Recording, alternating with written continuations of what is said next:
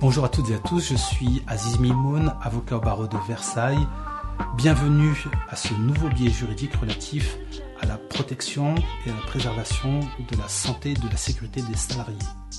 Vous vous souvenez très certainement, ma dernière intervention était relative à l'exercice du droit de retrait. Je vous avais expliqué que lorsqu'un salarié voyait sa sécurité ou sa santé menacée, il avait la possibilité de se retirer de son poste de travail tout en étant rémunéré. Aujourd'hui, on a un peu plus de recul, on a des décisions de jurisprudence qui sont tombées, notamment deux extrêmement importantes, qui condamnent l'employeur à régulariser la situation sous peine d'astreinte, c'est-à-dire sous une pénalité plus ou moins importante en fonction de la structure, si la situation n'est pas régularisée.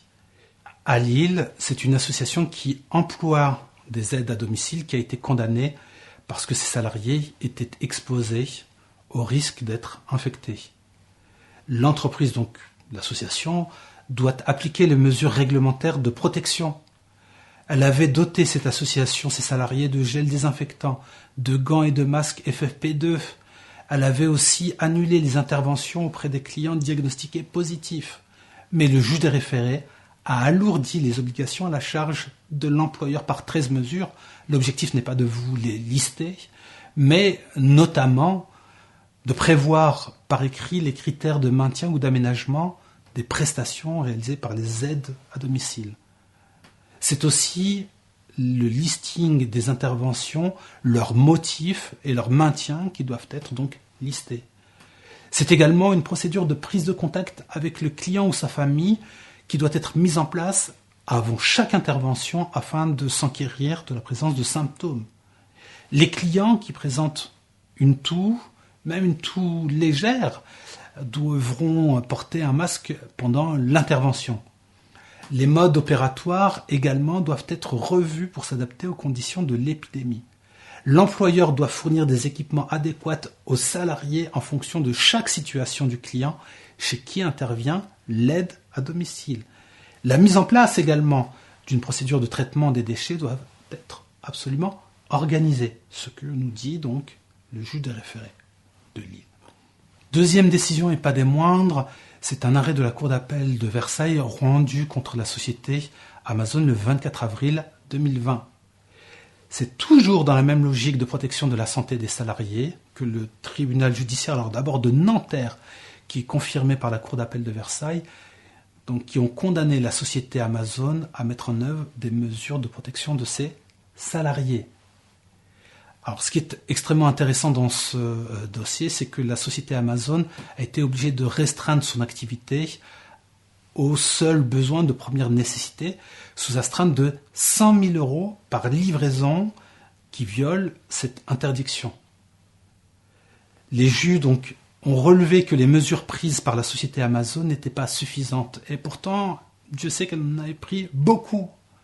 Elle avait aménagé les pauses avec des chaises espacées. Les horaires étaient modifiés pour prendre la pause. Une réorganisation des prises de poste aussi pour limiter la densité du personnel. On avait désactivé les portiques de sécurité à la sortie pour fluidifier le mouvement des personnes. Une signalétique, le nettoyage avait été réalisé de façon plus fréquente. Du gel hydroalcoolique avait été mis à disposition du salarié. Une communication sur les gestes barrières, une prise de température avait été proposée aux salariés. La création d'une nouvelle fonction de vérification des consignes avait été confiée à un salarié ambassadeur. Au milieu de tout ça, ce qui conduit à la condamnation de la société Amazon, c'est la situation de détresse d'un certain nombre de salariés qui avaient même, pour certains, exercé leur droit de retrait. On appelle ça les risques psychosociaux.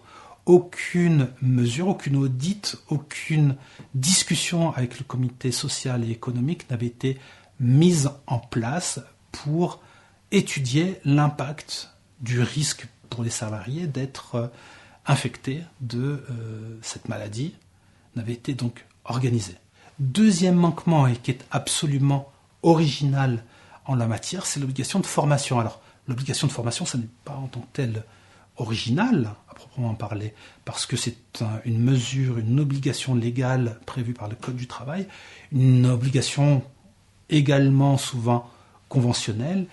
Par contre, la Cour d'appel est allée plus loin en expliquant que cette obligation de formation s'adressait également et évidemment aux intérimaires, qui sont extrêmement nombreux. Et là où la Cour d'appel va encore plus loin, elle vient expliquer que cette obligation de formation doit également être dispensée, doit être assurée à l'égard des sous-traitants.